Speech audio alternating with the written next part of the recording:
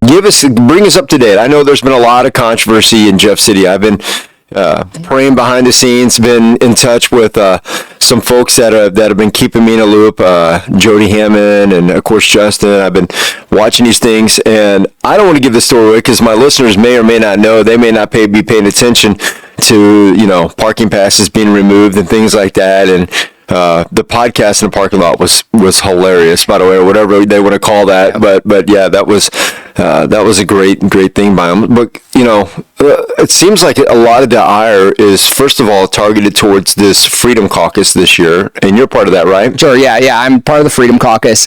The number one priority, in my opinion, and also with the Freedom Caucus, their opinion, and even Republicans at large, is we have to change the initiative petition process. So what we see millions of dollars from the left. So they can't beat us in the legislature.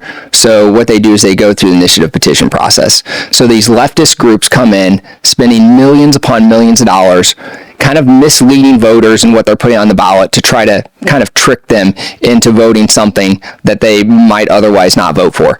And so we've seen that with something called Koenig Missouri. We've seen that last election cycle they tried to do ranked choice voting. They're doing this in multiple states. So Alaska, for the first time, is being represented by a Democrat in the House. Because of ranked choice voting, you had two Republicans in the race. They each got 30. The Democrat got 40%. And so it's a way for them to basically take seats from us. We've seen this with the Medicaid expansion. So the left is coming in and doing this. And so what we want to do right now, it's a simple majority to change our Constitution. Our Constitution has been changed hundreds of times since 1945 alone. Compare that to the federal Constitution. Obviously, it's only been changed a handful of times, right? So I believe the Constitution should be limited in nature to protect minority rights, to make sure that you don't have government intrusion into people's lives. And so we need to protect our Constitution by raising the threshold. The proposal that is being proposed right now is a concurrent majority of either House districts or, for instance, congressional districts. So you would have to get a majority statewide and a majority of either congressional districts or House districts, depending on which proposal ends up moving forward.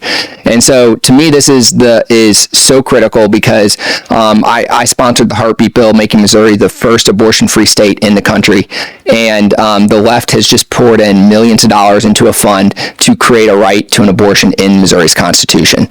And so one way to protect that, there's actually different ways to do it, but one way to protect that is to raise that threshold for changing the Constitution. Another way is we can actually put a competing provision on the ballot if they were to get theirs on the same ballot. Then if, for instance, our provision got 55%, and theirs got 54%, theirs would be null and void because it would conflict. So it would be whichever one gets the higher vote. In my opinion, we should take both approaches. Yeah, I like that.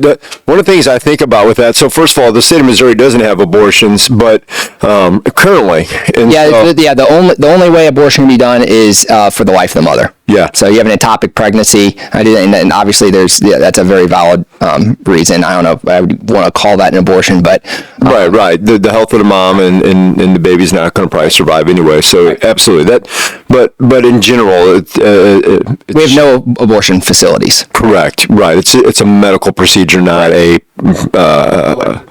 Yeah. Come on in, join us. So, yeah. So we and that was a huge fight back in 2019 when I passed that bill. Yeah, I was going to say, and for those who might hear IP reform, that's what he's talking about. The initial petition is also, for short, a lot of people call it IP reform, and I love the idea of having the districts. I think that makes smart. I think it's smart because one of the other things about Missouri. It's also how our U.S. Constitution works. In order for if Congress or there was a convention of the states, you have to have 3/4 of the states ratify that amendment before it actually gets instituted. You have to have a geographical majority. And 3/4 is actually a pretty high standard. We're only proposing a majority of a concurrent majority. Yeah. Well, one of the things I was going to point out too is the fact that in Missouri we've got St. Louis City and Kansas City, and then you got the rest of the state. And so this takes away the ability, because you got the dense populations around there, of those dense populations making decisions that affect the rest of the state geographically too, because the landmass is, 80% of the state is not around one of those two areas. Sure. So We've talked about that a couple times on here. Yeah. About that. Yeah. It'd be good reform. It would be. We would. Well, it's a big battle. So And it's actually like, so no state that I'm aware of has actually tried a kind of like a geographical majority or a concurrent majority, kind of like what we're proposing. What's been done in other states is just raising the threshold. So like Florida in 2006 raised it to 60%. There's like 25, I don't know the exact number, roughly half the states don't have any initiative petition at all.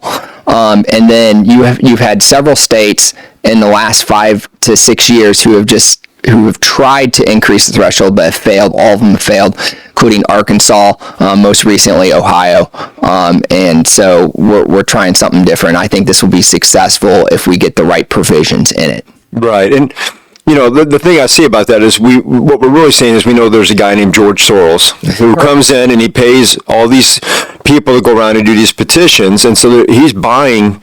And then people vote because it sounds good, especially in liberal areas. They're like, it's the uninformed voters not really looking at down the road consequences of these decisions, and so they make a quick Yeah, perfect example is we had something called Clean and Cleaner Missouri. I don't know if you remember that fight. So they put in Clean Missouri, which was supposed to draw 50-50 districts, essentially, or competitive districts. The problem is the only way to do that is you take the Democrat voters in the city and try to run them out to the rural areas, so you have like little spaghetti districts. Well, I thought that was a terrible way to draw districts. And so we ended up passing Cleaner Missouri. We basically changed everything that they did and put it back exactly the way it was before.